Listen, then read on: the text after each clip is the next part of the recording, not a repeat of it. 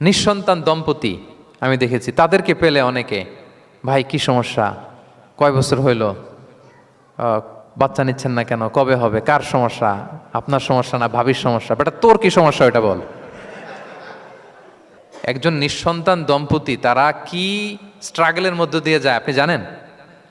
এটা তার জন্য পরীক্ষা। ওই পরীক্ষার মধ্যে আপনি খুঁচিয়ে খুঁচিয়ে, মানে সে kind of his a gynaecologist, সে আপনার ইয়ে করতেছে, ট্রিটমেন্ট দিচ্ছে, ভাই কি হয়েছে, এইটা ওইটা, তাদেরকে বিব্রতকর একটা পরিস্থিতিতে ফেলা, এম্বারাসিং একটা সিচুয়েশনে ফেলা, এটা হারাম।